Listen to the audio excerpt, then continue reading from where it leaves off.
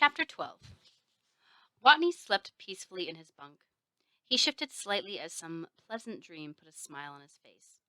He'd done 3 EVAs the previous day, all filled with labor-intensive hab maintenance, so he slept deeper and better than he had in a long time.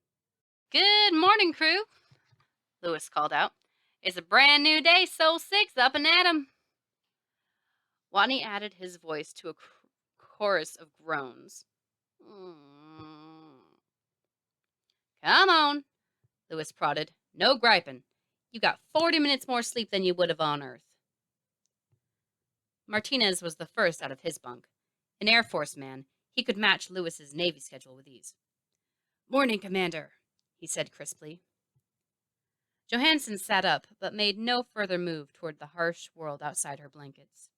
A career software engineer, mornings were never her forte. Vogel slowly lumbered from his bunk, checking his watch. Wordlessly pulled on his jumpsuit, smoothing out what wrinkles he could. He sighed inwardly at the grimy feeling of another day without a shower. Watney turned away, hugging a pillow to his head. "Noisy people, go away," he mumbled. "Beck!" Martinez called out, shaking the missions doctor. "Rise and shine, bud." "Yeah, okay," Beck said blearily. Johansson fell out of her bunk, then remained on the floor. Pulling the pillow from Watney's hands, Lewis said, "Let's move, Watney. Uncle Sam paid $100,000 for every second we'll be up here." "Bad woman take pillow," Watney groaned, unwilling to open his eyes. "Back on Earth, I've tipped 200-pound men out of their bunks. Want to see what I can do in .4G? "No, not really," Watney said, sitting up. Having rousted the troops, Lewis sat at the comm station to check overnight messages from Houston. Watney shuffled to the ration cupboard and grabbed breakfast at random. "Hand me in eggs, will ya?" Martinez said. "You can tell the difference?" Watney said, passing Martinez a pack. "Not really," Martinez said. "Beck, what'll you have?" Watney continued. "Don't care," Beck said. "Give me whatever." Watney tossed a pack to him. "Vogel, your usual sausages?" "Yeah, please," Vogel responded. "You know you're a stereotype, right?" "I am comfortable with that," Vogel replied, taking the proffered breakfast. "Hey, Sunshine," Watney called to Johansson. "Eating breakfast today?" Johansson grunted. "Pretty sure that's a no," Watney guessed. The crew ate in silence. Johansson eventually trudged to the ration cupboard and got a coffee packet. She clumsily added hot water, then sipped until wakefulness crept in. "Mission updates from Houston," Lewis said. "Satellites show a storm coming, but we can do surface ops before it gets here. Vogel, Martinez, you'll be outside with me. Johansson, you're stuck tracking weather reports. Watney, your soil experiments are bumped up to today. Beck, run the samples from yesterday's EVA through the spectrometer." "Should you really go out with a storm on the way?" Beck asked. "Houston authorized it," Lewis says. "Seems needlessly dangerous." "Coming to Mars was needlessly dangerous," Lewis said. "What's your point?" Beck shrugged. "Just be careful." 3 figures looked eastward. Their bulky EVA suits rendered them nearly identical. Only the European Union flag on Vogel's shoulder distinguished him from Lewis and Martinez, who wore the stars and stripes. The darkness to the east undulated and flickered in the rays of the rising sun. "The storm," Vogel said in his accented English. "It is closer than Houston reported." "We've got time," Lewis said. "Focus on the task at hand. This EVA is all about chemical analysis. Vogel, you're the chemist, so you're in charge of what we dig up." "Yeah," Vogel said. "Please dig 30 centimeters and get soil samples. at least 100 grams each. Very important is 30 centimeters down. Will do, Lewis said. Stay within 100 meters of the hab, she added. Vogel said. Yes, ma'am, said Martinez. They split up. Greatly improved since the days of Apollo, Ares' EVA suits allowed much more freedom of motion. Digging, bending over, and bagging samples were trivial tasks. After a time, Lewis asked, How many samples do you need? 7 each, perhaps. That's fine, Lewis confirmed. I got 4 so far. 5 here, Martinez said. Of course, we can't expect the Navy to keep up with the Air Force, now can we? So that's how you want to play it, Lewis said. I just call him as I sees him, Commander. Johansson here. The Cysops voice came over the radio. Houston's upgraded the storm to severe. It's going to be here in 15 minutes.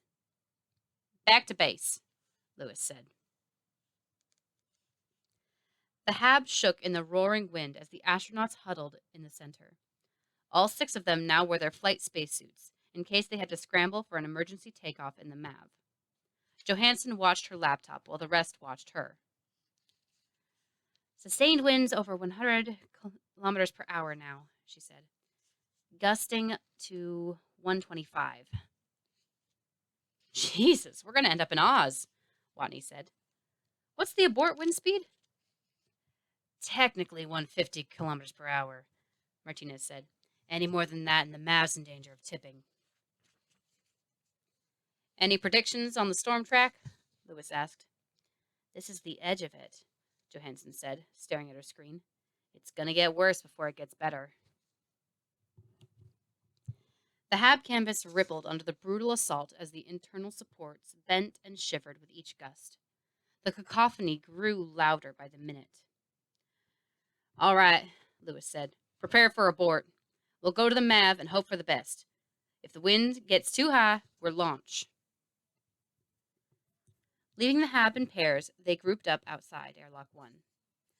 The driving wind and sand battered them, but they were able to stay on their feet.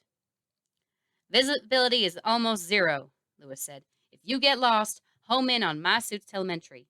The wind's going to be rougher away from the hab, so be ready. Pressing through the gale, they stumbled toward the MAV, with Lewis and Beck in the lead and Watney and Johansson bringing up the rear. Hey, Watney panted. Maybe we could shore up the MAV, make tipping less likely. How? Lewis huffed. We could use cables from the solar farm as guy lines. He wheezed for a few moments, then continued. The rovers could be anchors. The trick would be to getting the line around the... Flying wreckage slammed Watney, carrying him off into the wind. Watney! Johansson exclaimed. What happened? Lewis said. Something hit him! Johansson reported. Watney, report, Lewis said. No reply. Watney, report, Lewis repeated. Again, she was met with silence. He's offline, Johansson reported. I don't know where he is. Commander, Beck said. Before we lost telemetry, his decompression alarm went off. Johansson, Lewis exclaimed. Where did you last see him? He was right in front of me, and then he was gone, she said. He flew off due west. Okay, Lewis said. Martinez, get the MAV and prep for launch. Everyone else home in on Johansson. Dr. Beck, Vogel said as he stumbled through the storm. How long can a person survive decompression? Less than a minute, Beck said, emotions choking his voice. I can't see anything, Johansson said as the crew crowded around her. Line up and walk west, Lewis commanded. Small steps. He's probably prone. We don't want to step over him. Staying in sight of one another, they trudged through the chaos. Martinez fell into the MAV airlock and forced it closed against the wind. Once it pressurized, he quickly doffed his suit. Having climbed a ladder to the crew compartment, he slid into the pilot's couch and booted the system. Grabbing the emergency launch checklist with one hand, he flicked switches rapidly with the other. One by one, the system reported flight ready status. As they came online, he noted one in particular. Commander, he radioed, the Mav's got a 7-degree tilt. It'll tip at 12.3. Copy that, Lewis said. Johansson, Beck said, looking at his ARM computer. Watney's biomonitor sent something before going offline. My computer just says bad packet. I have it too, Johansson said. It didn't finish transmuting. Some data's missing, and there's no checksum. Give me a sec. Commander, Martinez said, message from Houston. We're officially scrubbed. The storm's definitely going to be too rough. Copy, Lewis said. They sent that 4.5 minutes ago, Martinez continued, while looking at satellite data from 9 minutes ago. Understood, Lewis said. Continue prepping for launch. Copy, Martinez said. Beck, Johansson said, I have the raw packet. It's plain text. BP0, PR0, TP 36.2. That's as far as it got. Copy, Beck said morosely. Blood pressure 0, pulse rate 0, temperature normal. The channel fell silent for some time. They continued pressing forward, shuffling through the sandstorm, hoping for a miracle. Temperature normal? Lewis said, a hint of hope in her voice. It takes a while for the... Beck stammered. It takes a while to cool. Commander, Martinez said, tilting at 10.5 degrees now, with gusts pushing it to 11. Copy, Lewis said. Are you at pilot release? Affirmative, Martinez replied. I can launch any time. If it tips, can you launch before it falls completely over? Martinez said, not expecting the question. Yes, ma'am. I'd take manual control and go full throttle. Then I'd nose up and return to pre-program ascent. Copy that, Lewis said. Everyone home in on Martinez's suit. That'll get you to the MAV airlock. Get in and prep for launch. What about you, Commander? Beck asked. I'm searching a little more. Get moving. And Martinez, if you start to tip, launch. You really think I'd leave you behind? Martinez said. I just ordered you to, Lewis replied. You three, get to the ship. They reluctantly obeyed Lewis's order and made their way toward the MAV. The punishing wind fought them every step of the way. Unable to see the ground, Lewis shuffled forward. Remembering something, she reached to her back and got a pair of rock drill bits. She had added the 1-meter bits to her equipment that morning, anticipating geological sampling later in the day. Holding one in each hand, she dragged them along the ground as she walked. After 20 meters, she turned around and walked the opposite direction. Walking a straight line proved to be impossible. Not only did she lack visual references, the endless wind pushed her off course. The sheer volume of attacking sand buried her feet with each step. Grunting, she pressed on. Beck, Johansson, and Vogel squeezed into the MAV airlock. Designed for 2, it could be used by 3 in emergencies. As it equalized, Lewis's voice came over the radio. Johansson, she said, will the rover IR camera do any good? Negative, Johansson replied. IR can't get through sand any better than visible light. What's she thinking? Beck asked after removing his helmet. She's a geologist. She knows IR can't get through a sandstorm. She is grasping, Vogel said, opening the inner door. We must get to the couches. Please hurry. I don't feel good about this, Beck said. Neither do I, Doctor, said Vogel, climbing the ladder. But the commander has given us orders. Insubordination will not help. Commander, Martinez radioed, we're tilting 11.6 degrees. One good gust and we're tipping. What about the proximity radar? Lewis said. Could it detect Watney's suit? No way, Martinez said. It's made to see Hermes in orbit, not the metal in a single spacesuit. Give it a try, Lewis said. Commander, said Beck, putting on a headset as he slid into his acceleration couch. I know you don't want to hear this, but Watton... Mark's dead. Copy, Lewis said. Martinez, try the radar. Roger, Martinez radioed. He brought the radar online and waited for it to complete a self-check. Glaring at Beck, he said, "What's the matter with you?" "My friend just died," Beck answered, "and I don't want my commander to die too." Martinez gave him a stern look. Turning his attention back to the radar, he radioed. "Negative contact on proximity radar." "Nothing?" Lewis asked. "It can barely see the hab," he replied. "The sandstorm's ruining everything. Even if it wasn't, there's not enough metal in... Crap! Strap in!" he yelled to the crew. "We're tipping!" The Mav creaked as it tilted faster and faster. 13 degrees! Johansson called out from her couch. Buckling his restraints, Vogel said, "We are far past balance. We will not rock back." "We can't leave her!" Beck yelled. "Let it tip. We'll fix it." 32 metric tons, including fuel, Martinez said, his hands flying over the controls. "If it hits the ground, it'll do structural damage to the tanks, frame, and probably the second stage engine. We'll never be able to fix it." "You can't abandon her," Beck said. "You can't." "I've got one trick. If that doesn't work, I'm following her orders." Bringing the orbital maneuvering system online, he fired a sustained burn from the nose cone array. The small thrusters fought against the lumbering mass of the slowly tilting spacecraft. "You are firing the OMS?" Vogel asked. "I don't know if it'll work. We're not tipping very fast," Martinez said. "I think it's slowing down." "The aerodynamic caps will have automatically ejected," Vogel said. "It will be a bumpy ascent with 3 holes in the side of the ship." "Thanks for the tip," Martinez said, maintaining the burn and watching the tilt read out. "Come on."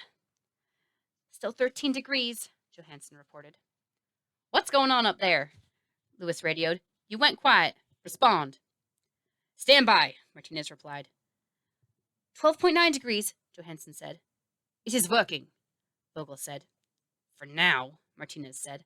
"I don't know if maneuvering fuel will last." 12.8 now, Johansson supplied. "OMS fuel at 60%, Beck said. "How much do you need to dock with Hermes?" 10% if I don't screw anything up, Martinez said, adjusting the thrust angle.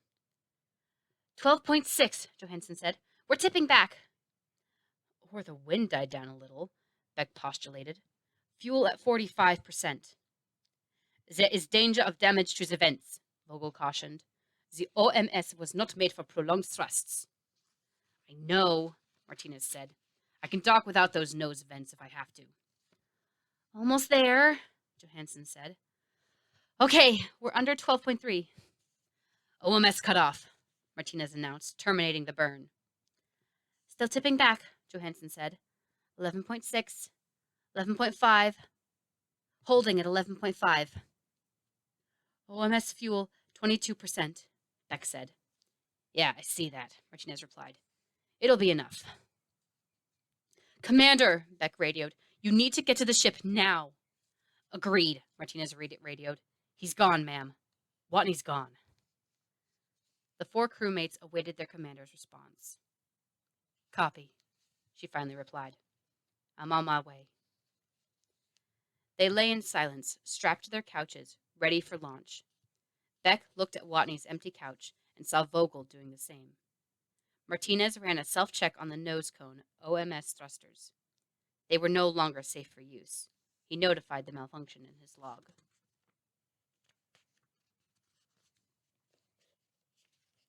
The airlock cycled. After removing her suit, Lewis made her way to the flight cabin. She wordlessly strapped into her couch, her face a frozen mask. Only Martinez dared to speak. "Still at pilot release," he said quietly. "Ready for launch." Lewis closed her eyes and nodded. "I'm sorry, Commander," Martinez said. "You need to verbally launch," she said. "Yes, ma'am," he replied, activating the sequence. The retaining clamps ejected from the launch gantry, falling to the ground. Seconds later, pre-ignition pyros fired, igniting the main engines, and the MAV lurched upward. The ship slowly gained speed. As it did, wind shear blew it laterally off course. Sensing the problem, the ascent software angled the ship into the wind to counteract it. As fuel was consumed, the ship got lighter and the acceleration more pronounced. Rising at this exponential rate, the craft quickly reached maximum acceleration, a limit defined not by the ship's power, but by the delicate human bodies inside. As the ship soared, the open OMS ports took their toll. The crew rocked in their couches as the craft shook violently. Martinez and the ascent software kept it trim, though it was a constant battle. The turbulence tapered off and eventually fell to nothing as the atmosphere became thinner and thinner. Suddenly, all force stopped. The first stage had been completed. The crew experienced weightlessness for several seconds, then were pressed back into their couches as the next stage began. Outside, the now empty first stage fell away, eventually to crash on some unknown area of the planet below. The second stage pushed the ship even higher and into low orbit, lasting less time than the massive first stage and thrusting much more smoothly. It seemed almost like an afterthought. Abruptly, the engine stopped, and an oppressive calm replaced the previous cacophony. Main engine shut down, Martinez said. Ascent time, 8 minutes, 14 seconds. On course for Hermes intercept. Normally, an incident-free launch would be cause for celebration. This one earned only silence broken by Johansson's gentle sobbing. 4 months later. Beck tried not to think about the painful reason he was doing zero-G plant growth experiments. He noted the size and shape of the fern leaves, took photos, and made notes. Having completed his science schedule for the day, he checked his watch. Perfect timing. The data dump would be completing soon. He floated past the reactor to the semicone A ladder. Traveling feet first along the ladder, he soon had to grip it in earnest as the centripetal force of the rotating ship took hold. By the time he reached semicone A, he was at 0.4 G. No mere luxury, the centripetal gravity of Hermes kept them fit. Without it, they would have spent their first week on Mars barely able to walk. Zero-G exercise regimens could keep the heart and bones healthy, but none had been devised that would give them full function from Sol 1. Because the ship was already designed for it, they used the system on the return trip as well. Johansson sat at her station. Lewis sat in the adjacent seat, while Vogel and Martinez hovered nearby. The data dump carried emails and videos from home. It was the high point of the day. Sorry. Is it here yet? Beck answered as he entered the bridge. Almost, Johansson said. 98%. You're looking cheerful, Martinez, Beck said. My son turned 3 yesterday, he beamed. Should be some pics of the party. How about you? Nothing special, Beck said. Peer reviews of a paper I wrote a few years back. Complete, Johansson said. All the personal emails are dispatched to your laptops. Also, there's a telemetry update for Vogel and a system update for me. Huh. There's a voice message addressed to the whole crew. She looked over her shoulder to Lewis. Lewis shrugged. Play it. Johansson opened the message, then sat back. Hermes, this is Mitch Henderson, the message began. Henderson? Martinez said, puzzled. Talking to us directly without Capcom? Lewis held up her hand to signal for silence. I have some news, Mitch's voice continued. There's no subtle way to put this. Mark Watney's still alive. Johansson gasped. What? Beck stammered. Vogel stood with his mouth agape as a shocked expression swept across his face. Martinez looked to Lewis. She leaned forward and pinched her chin. I know that's a surprise, Mitch continued, and I know you'll have a lot of questions. We're going to answer those questions. But for now, I'll just give you the basics. He's alive and healthy. We found out 2 months ago and decided not to tell you. We even censored personal messages. I was strongly against all that. We're telling you now because we finally have communication with him and a viable rescue plan. It boils down to Ares 4 picking him up with a modified MDV. We'll get you a full write-up of what happened, but it's definitely not your fault. Mark stresses that every time it comes up. It was just bad luck. Take some time to absorb this. Your science schedules are cleared for tomorrow. Send all the questions you want and we'll answer them. Henderson out. The message's end brought stunned silence to the bridge. He's alive? Martinez said, then smiled. Vogel nodded excitedly. He lives! Johansson stared at her screen in wide-eyed disbelief. Holy crap! Beck laughed. Holy crap, Commander, he's alive!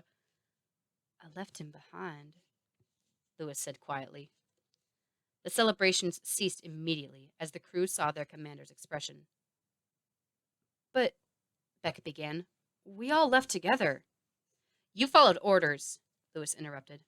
I left him behind, in a barren, unreachable, God-forsaken wasteland. Beck looked to Martinez pleadingly. Martinez opened his mouth, but could find no words to say. Lewis trudged off the bridge.